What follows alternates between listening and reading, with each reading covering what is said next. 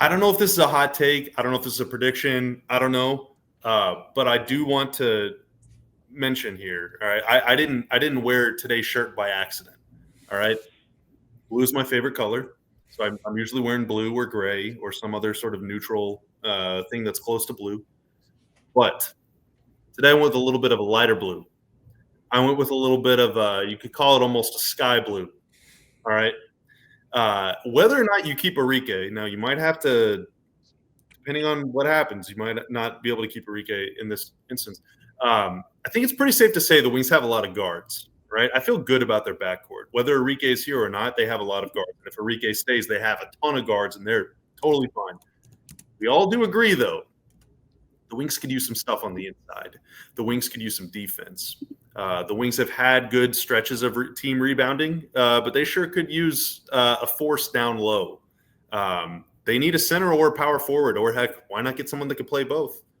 And there's a player that plays for the Chicago Sky right now that just recently, in fact, I think like this week, went on the record in the newspaper saying, wouldn't it be great if I could play alongside a guard that's younger than Courtney Vandersloot and that is ready to compete for a title and has competed for championships in the past? I feel like Paige qualifies. She won a title just last year. She's very young, which is very good. And I feel like Angel Reese and Paige Bueckers would make up the coolest, most dynamic, most badass, most fun to watch, fun to cover duo in the league. Am I wrong? Or am I how right am I? I think you're 100% right, but I want Ali to answer. No, look, I think you are right, and they would be a fun duo to watch. And keep in mind, this is a player, too, that has, I believe, the most double-doubles over the first 2 seasons of anyone's career. Like, with Paige's game and with her shooting, you do want somebody that can rebound.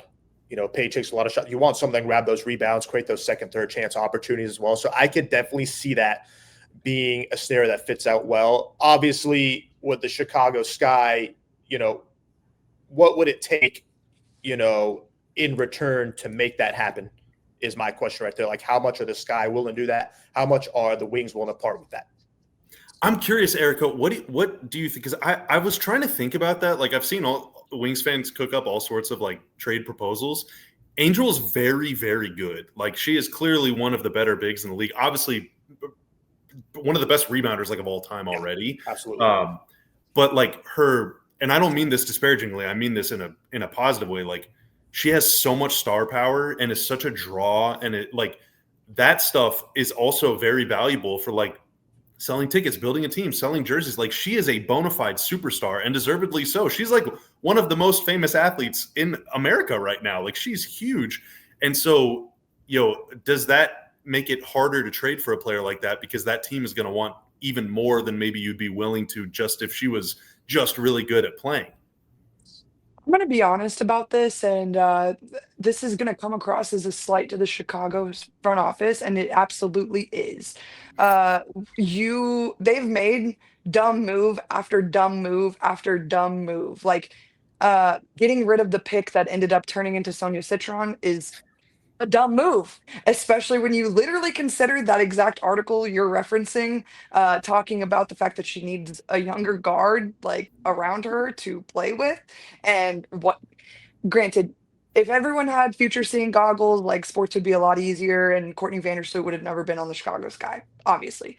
But getting Courtney Vandersloot and depending on her at her age to be your point guard, yeah, it wasn't a wise decision for Mr. Jeff of the Chicago Sky. So I think that Angel, first of all, likes Paige, and I think that that's saying enough in itself. I think Angel wants out of Chicago because, again, they've made not smart choice after not smart choice after.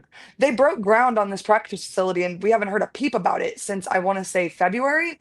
To me, that rings as suspicious. And granted, I'm not in Chicago, not boots on the ground, but I mean, if I was them, I would be updating every step of the possible way. And, you know, I've been seeing a lot of player comparisons fly around for Angel for as long as, you know, she's been a big name. And to Bobby's point, like literally one of the biggest names in the United States. But the player that she's training to be is Alyssa Thomas, and I am watching Alyssa Thomas right in front of me in my every day. 22 home games a season, and let me tell you something. If you have an opportunity to get a player that can be the caliber of Alyssa Thomas, and when people talk about Alyssa Thomas, they don't talk about her scoring. So, everyone's major complaint about Angel Reese then goes flying out the window because her finishing and her scoring isn't really what her main prowess is. It is her passing and her ability to handle the ball at the position that she plays is what is impressive about her. And so when you put her in tandem with a player like Paige, who is as good of a ball handler as she is, like, it makes everybody's around them's job that much easier all the time. And to your other point, the defense. This defense has been one of the most disconnected defenses I've seen in my entire life of watching the WNBA. They look like they're lost all the time, and that is because they don't have someone to plug when there is space and gaps. There's no one that is willing to move, and there.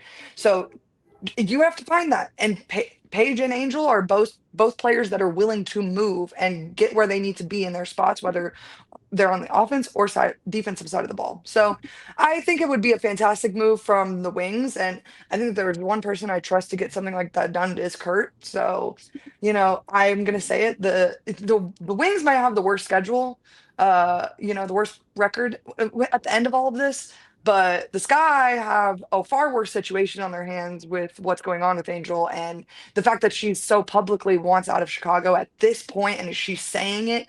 I mean, the first week of September, like, there's still a week and a half of play left to do, and then on top of it, the playoffs. And, like, granted, they're not going to the playoffs, but, like, it doesn't look great, and it doesn't feel great when she is the franchise in Chicago. Yeah, let's not forget Challenge too. though, and I'm curious to hear your thoughts on this too, Ali, and Erica as well. Ali, having worked in the league, is like everything we just said about how players would want to play with Paige. They would probably also love to play with Angel because, first off, Angel seems awesome. She's really good. She does so much dirty work to make your job easier. I don't want to go get my hands dirty trying to grab a rebound, but Angel's got that already. Or like, hey, I like shooting. I don't really like having to make a bunch of decisions with the ball. But Angel has taken such a step forward this year as a passer. Like, she's really good with the ball. And I'm just trying to think of like these dribble handoff possibilities between her and Paige. Like, that would just be so nasty. So I would want to go play with Angel for sure.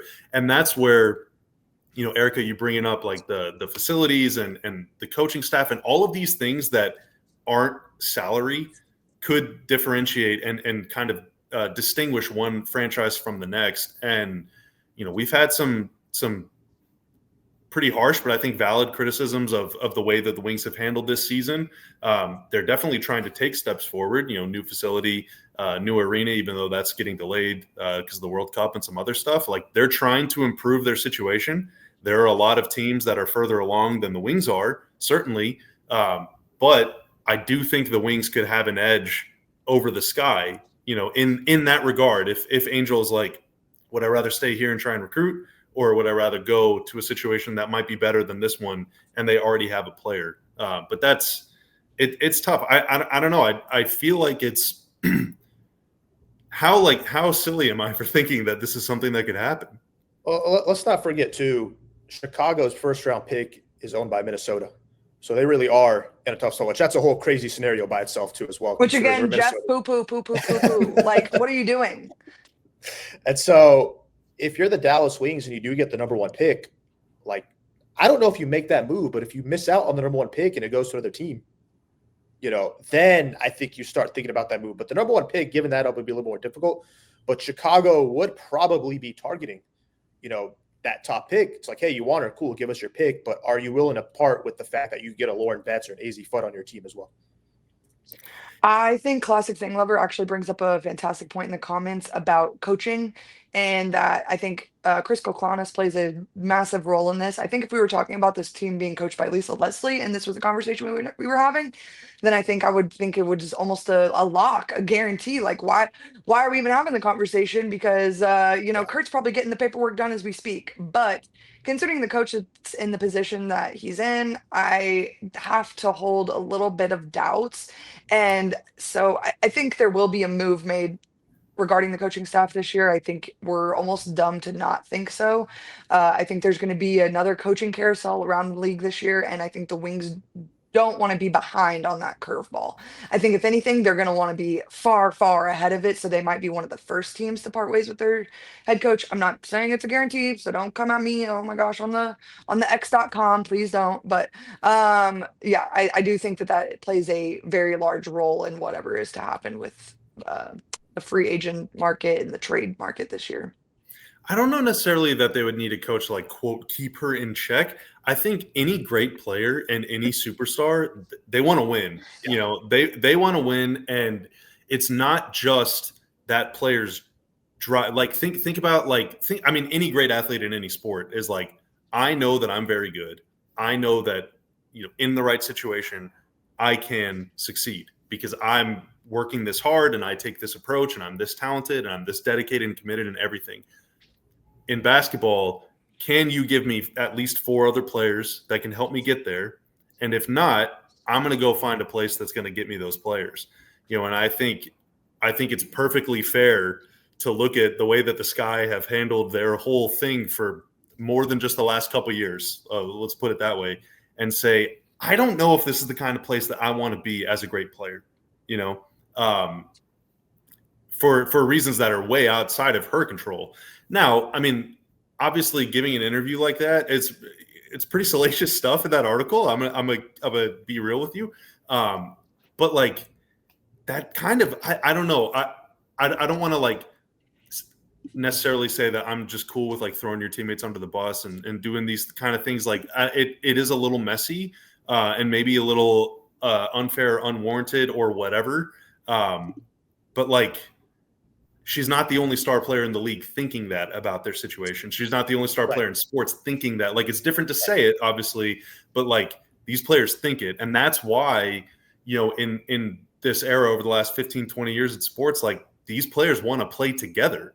Like, why would I try and take a cast of misfits to the mountaintop if I can just go join the Liberty where every single player there is just as good as me and just as committed as I am? Like, that sounds great. And the stadium is cool and our travel is great. And the GM is all in. Like, it just, you know, so that's where as an organization you have to create the infrastructure and the environment and the appeal to attract those kinds of players, so that your locker room isn't full of players that are just happy to cash a check or that are just in it for themselves or whatever. Like, you're trying to win, you know, you're trying to win. And I don't think that you can say that the Sky are really trying to win. So maybe in a different situation, like interviews like that wouldn't happen, basically, is what I'm trying to say.